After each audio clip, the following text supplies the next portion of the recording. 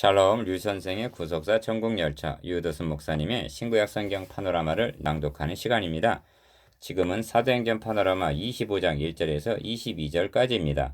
베스도 총독 앞에서의 증거.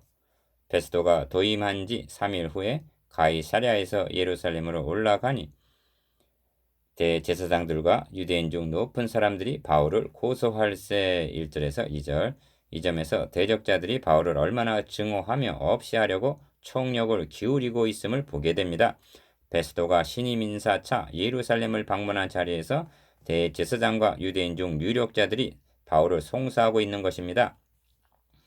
그뿐 아니라 베스도의 호의로 바울을 예루살렘으로 옮겨서 재판을 하게 해달라고 요청을 합니다. 이는 길에 매복하였다가 그를 죽이고자 함이러라고 말씀합니다. 3절.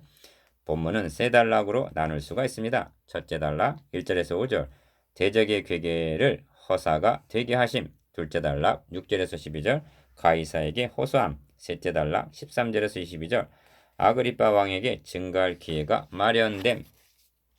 첫째 단락 대적의 괴계를 허사가 되게 하심. 1절에서 5절 이럴 경우 새로 부임한 총독의 입장에서는 그들과 우호적인 관계를 유지해야 하기 때문에 통상적으로는 그들의 요구를 거절하기가 곤란한 법입니다. 이는 주님께서 말씀하신 바 너가 예루살렘에서 나의 일을 증거한 것 같이 로마에서도 증거하여야 하리라 하신 이 계획을 무산시키려는 사단의 계계로 보아야만 합니다. 그러나 주 성령께서는 베스도로 하여금 너희 중 유력한 자들은 나와 함께 내려가서 그 사람에게 만일 옳지 아니한 일이 있거든 송사하라고 5절 거절케 하사 저들의 음모와 괴계를 허사가 되게 하였습니다. 둘째 단락 가이사에게 호소함. 6절에서 12절 본 단락의 중심 단어는 단연 가이사입니다. 25장에는 가이사라는 말이 6번, 황제라는 말이 3번이나 집중적으로 등장합니다. 주님의 뜻은 자신의 사신을 가이사 앞에 서게 하시려는 것입니다. 그러나 대적자들은 이를 저지하려고 발악적인 항거를 하고 있습니다.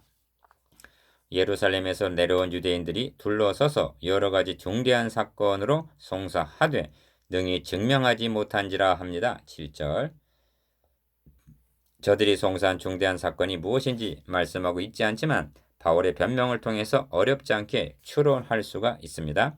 바울이 변명하여 가로되 유대인의 율법이나 성전이나 가이사에게나 내가 도무지 죄를 범하지 아니하였노라고 진술합니다. 8절 이로 보건대 저들은 바울이 율법과 성전과 가이사에게 죄를 범했다고 송사했으리라는 것을 짐작해 합니다. 전임 총독 때 자신들의 송사가 받아들여지지 않은 전례로 보아 저들은 율법이나 성전과 같은 단순한 종교적인 문제로는 바울을 제거할 수 없음을 알고 가이사를 추구한 듯이 보입니다. 그것은 주님에게도 뒤집어 씌우려고 한 죄목이기도 합니다.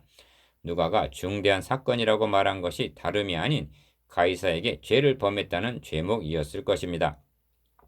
베스도가 유대인의 마음을 얻고자 하여 바울더러 너가 예루살렘에 올라가서 이 사건에 대하여 내 앞에서 신문을 받으려느냐고 묻습니다. 9절 조마조마한 순간이라 할 수 있습니다.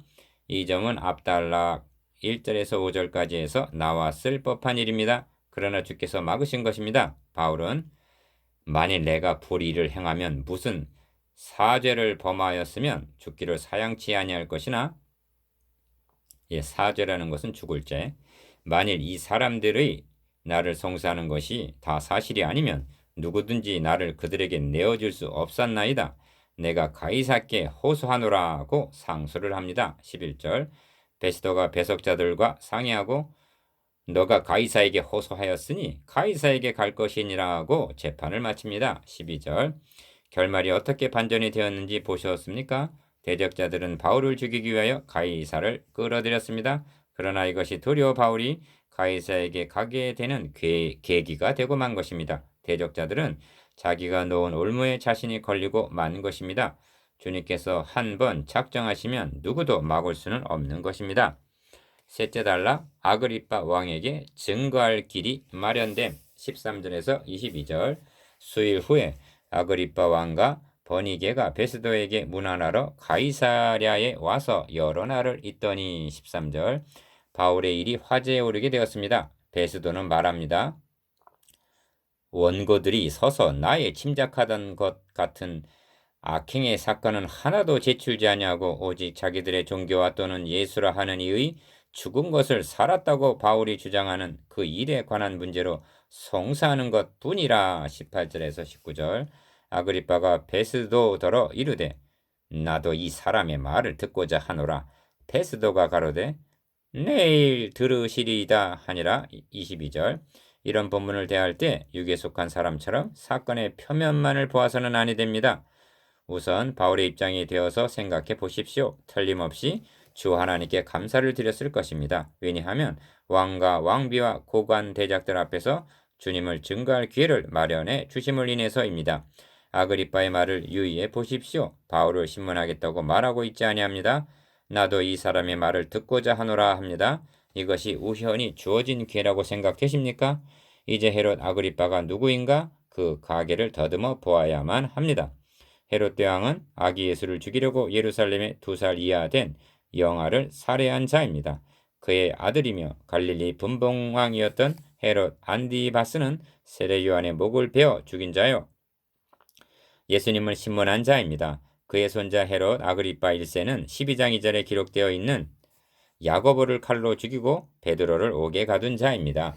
이제 바울의 말을 듣고자 하는 자는 아그리빠 1세의 아들인 2세로 헤롯 대왕의 증손자입니다. 누가는 먼저 기록한 복음서에서 헤롯과 빌라도가 전에는 원수였으나 당일에 서로 친구가 되니라고 기록하고 있습니다. 누가복음 23장 12절. 장면은 헤롯과 예수님과 빌라도 총독에서 헤롯 아그리빠와 바울과 총독 베스도로 바뀌었을 뿐 역사는 반복되고 있습니다. 주님께서는 바울을 가리켜 이 사람은 내 이름을 이방인과 임금들과 이스라엘 자손들 앞에 전하기 위하여 택한 나의 그릇이라고 말씀하셨습니다. 9장 15절. 이제 바울은 내일 주님께서 특별히 마련하신 회중들 앞에서 독특한 사명을 감당하게 된 것입니다.